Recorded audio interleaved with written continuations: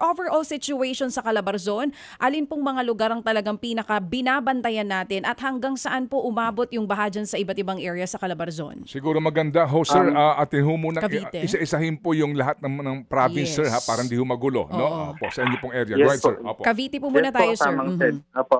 Sa Cavite po, actually may mga monitored po kami na mga flooded areas sa bayan po ng ng Naik, Noveleta, Imus, General Mariano Alvarez. Based po dun sa recent state trip po namin, and yun po, and sa bayan naman po ng yung mga flooded areas po ito ma'am DJ Chacha. Mhm. And Rosario, Ternate, sa Laguna naman po may mga monitored po tayong flooded sa mga bayan po ng Binyan, Cabuyao, Los Baños, San Pedro, Santa Cruz. Sa Batangas naman po ay Batangas City, sa Lipa City. May monitor din po tayo sa Laguna po, sa part po ng Rizal,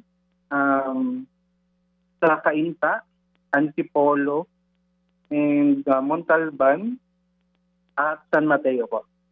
Oo. Ayun po. Yes, So sir. all in all po, DJ Chacha, dun sa mga monitored po natin ng flooded incident po, ay tayo po ay may 85 flooded areas po. Some of them po are subsided na ngayon kasi unlike po nung mga previous days na malakas po talaga yung ulan. Ngayon medyo we are experiencing light to moderate rains na lang po sa area.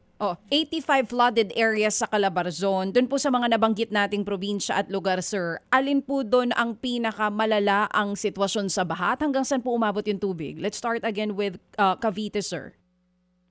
Opo, may mga monitored po tayo. Actually, ano naman po ito, na ilabas naman po doon sa ating may mga monitored po tayo through our social media.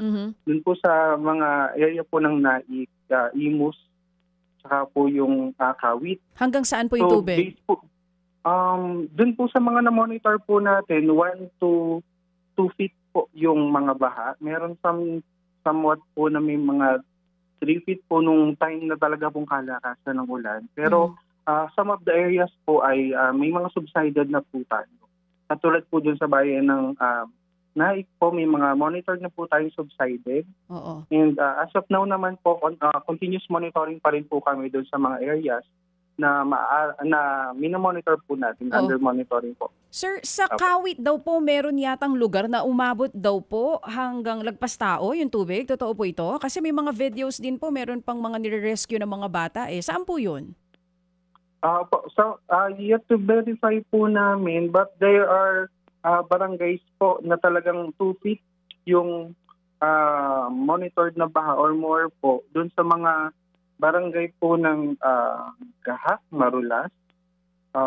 Pero right now, ma'am, under monitoring din po namin. Actually, activated po yung aming Virtual Emergency Operations Center para from time to time, monitored po namin yung mga LGUs. Kasama po yung natin yung mga ating regional line agencies at saka po katuwang ng ating mga local agencies para continuously ma-monitor po yung mga baha. So far naman, ma'am, as per monitoring, yung mga na-reported po nung previous po na pagbaha ay medyo subsided naman na po yung area. Saan po ulit, sir, yung lagpas tao na barangay sa Kawit, Cavite? I-confirm ko lang, ma'am, ha, kasi yung data ko po is for the generic po. Medyo marami po kasi itong nasa list ng aming ano. Pero indicated naman po sa aming situation report yung mga information. Ano po? Sige. Apologies po, medyo marami-rami Yes, po. sir. Yes, sir. Hindi na ho kami hihingi pa ho ng napakaraming detalye. Ano? Siguro nga mangganda na per province po tayo, ilang pong bayan ang mga kritikal at nakaranas po na matinding pagbabaha at ilan po ang mga individual na apektado. Sige, panghuli na lang po sa Cavite, yung bang Imus na monitor nyo?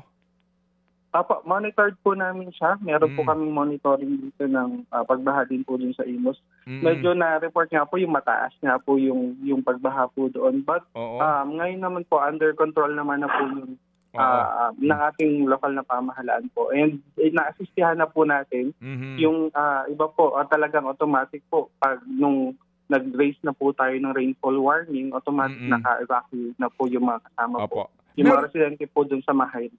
Mga kapatid, patuloy po kayong tumutok sa 105.9 True FM para sa totoong balita, impormasyon, music and entertainment. Mag-subscribe sa aming YouTube channel at podcast at sundan nyo kami sa Facebook, Instagram, X at TikTok sa True Network PH. Bisitahin din po ang aming official website, truefm.ph.